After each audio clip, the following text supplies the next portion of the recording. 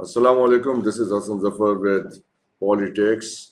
In this program, I read my articles which published in the Friday Times, and this piece was published on the 6th of May, which is 2 days ago from now. But it is relevant in the sense it gives you a background to what is happening now and what might be happening next. The title is Dams, Deception, and the Drumbeats of War, Unmasking India's Outdated Narrative.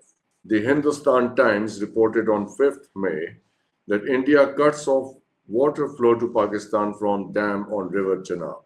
The rest of the Indian media proudly echoed the news, while Godi media anchors celebrated it as a significant victory, an act designed to parch Pakistani farmlands.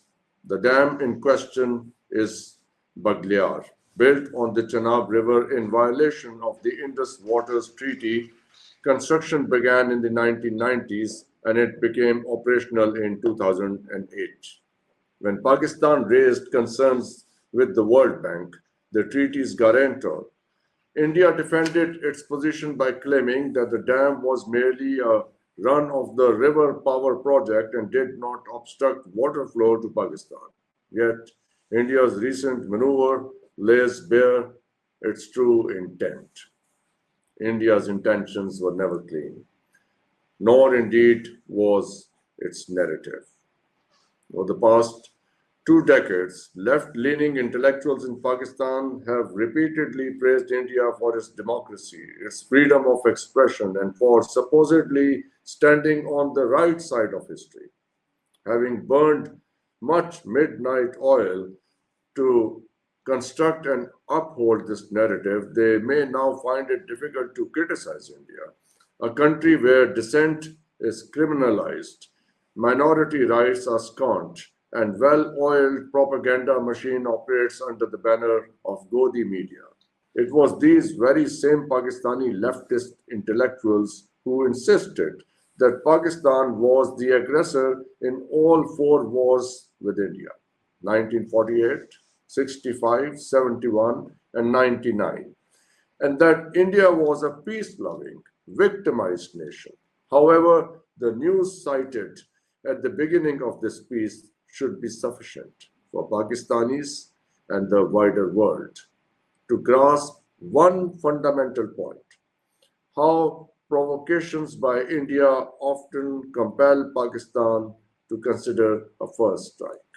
Let us now consider a hypothetical scenario. Those familiar with Pakistan's geography will know that an Indian military build-up along the Rajasthan-Cholistan border near Pakistani cities such as Bahawalpur, Fort Abbas, and Sadiqabad would pose a grave threat.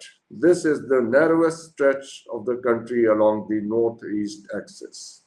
If Indian forces were to advance roughly 50 miles into Pakistani territory, they could sever the country's main artery, the N5 highway, linking Lahore and Karachi, thereby isolating major cities including Multan, Diji Khan, Sakkar, Nawab Shah, among others. In such a scenario, the Pakistan Army, in my view, though I do not claim to be an expert on military formations, would likely not wait for an outright invasion. Rather, it would launch a preemptive strike.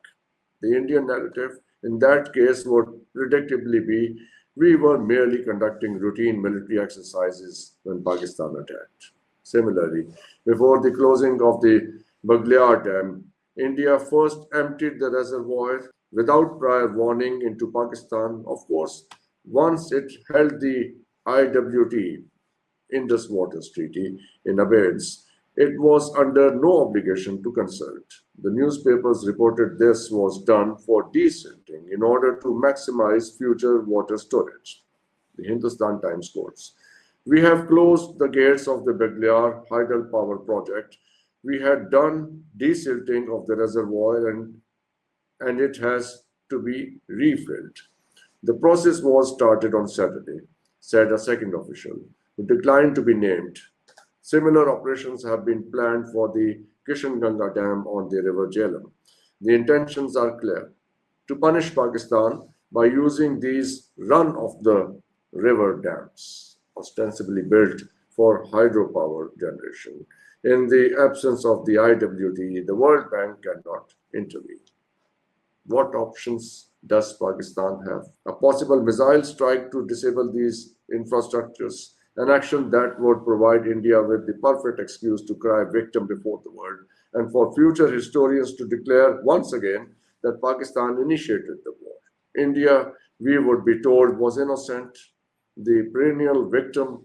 Pakistan started 4 wars previously, and now they would claim it has launched another against an India that was in mourning over the 26 tourists killed in Pahalgam on the 22nd of April. This is how narratives are constructed.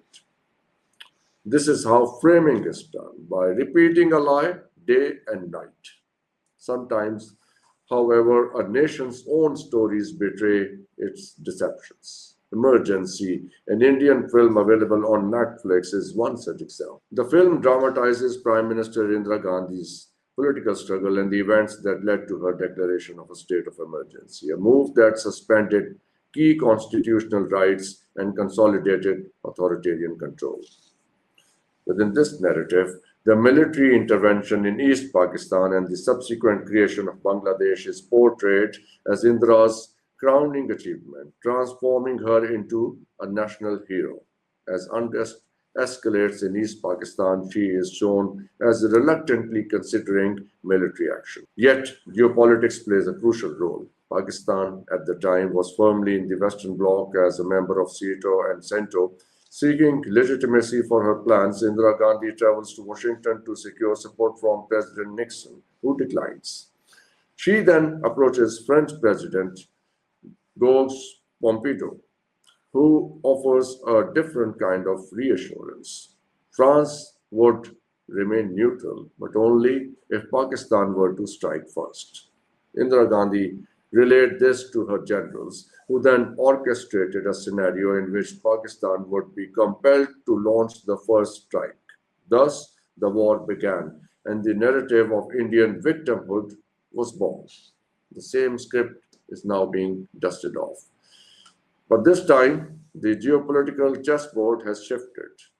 India is no longer a non-aligned state navigating between superpowers. It is now a strategic partner of the United States, tasked with counterbalancing Chinese influence in the region. Pakistan, by contrast, finds itself defending Chinese interests, deepening its strategic alignment with Beijing. In other words, the Modi government is attempting to apply an outdated playbook to an entirely altered world order. This contradiction was on full display when India's Foreign Minister S. Jaishankar recently lamented in Europe. We need partners, not preachers. No, Mr. Jaishankar, what India needs a new script. Your playbook is quite outdated, but perhaps you are too old to learn new tricks. Thank you for watching.